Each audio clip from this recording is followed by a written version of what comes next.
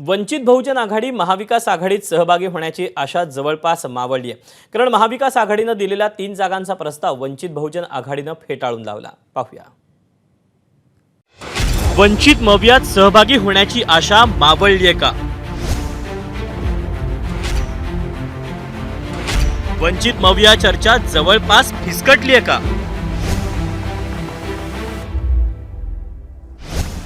गेल्या 2 महिन्यांपासून महाविकास आघाडी आणि वंचित बहुजन आघाडीत खो-खोचा खेळ सुरू आहे। दोन्ही बाजूंनी एकमेकांवर फक्त आकडे फेकले जात आहेत। नवनव्या प्रस्तावांचा भडीमार सुरू आहे, मात्र कुठलाही अंतिम निर्णय झालेला नाही। आता तर वंचित आणि मवियाची चर्चा जवळपास फिसकटल्यात जमाय। आम्ही त्यांना महाराष्ट्रात 4 जागांवर त्यांनी लढावं, त्यांनी आम्हाला सूचना केलेल्या। हा प्रस्ताव आम्ही त्यांना दिल्यावर त्यांची एक वेगळी भूमिका आम्हाला दिसते। तो प्रस्ताव जर त्यांनी मान्य केला असता तर नक्कीच आम्हाला आनंद झाला असता आणि त्यांच्या मनात जर काही नाराजी असेल, अस्वस्थता असेल तर आम्हाला ती दूर करण्यात यश येईल।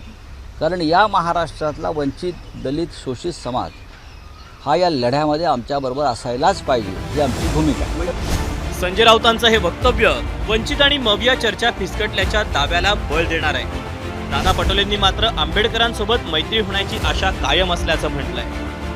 आमचं अजून आमच्या मित्रपक्षाशी चर्चा चालू आहे। थोड्याशा जागेचा अदलाबदला होईल। आज आम्ही तुम्हाला सांगितलं की त्यांचं आमचं बोलणं झालेलं आहे आणि त्याच्यामधून आता मार्ग काढतोय आम्ही आणि त्या सकाळी बसून आम्ही सगळे लोक तिथेही, आम्हाला सेपरेट नाही, आमचं महाविकास आघाडी म्हणूनच आम्ही सगळे लोक निर्णय घेऊ।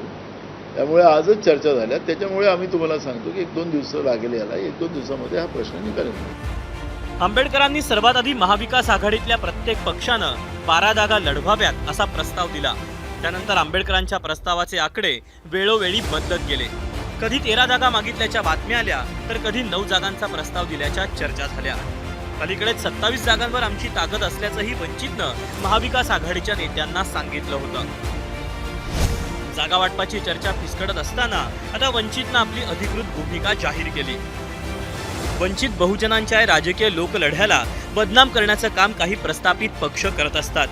आम्हाला महाविकास आघाडीकडून अकोला आणि इतर 2 अशा एकूण 3 जागांचा प्रस्ताव आलेला होता, तो आम्ही नाकारलेला आहे। त्यानंतर या पद्धतीच्या 5 आणि 6 जागांचा प्रस्ताव दिल्याच्या बातम्या ज्या चालतायत त्या बेसलेस आहेत, त्यात कुठलंही तथ्य नाही।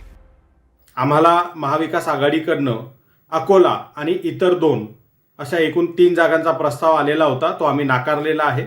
त्यानंतर या पद्धतीच्या 5 आणि 6 जागांचा प्रस्ताव दिल्याच्या बातम्या ज्या चालत आहेत त्या बेसलेस आहेत, त्यात कुठलंही तथ्य नाही। अशा खोट्या बातम्या देऊन वंचित बहुजनांचं हे जे राजकीय आंदोलन पुढे नेण्याचं आम्ही काम करत आहोत त्यात कृपया आडकाठी आणू नका।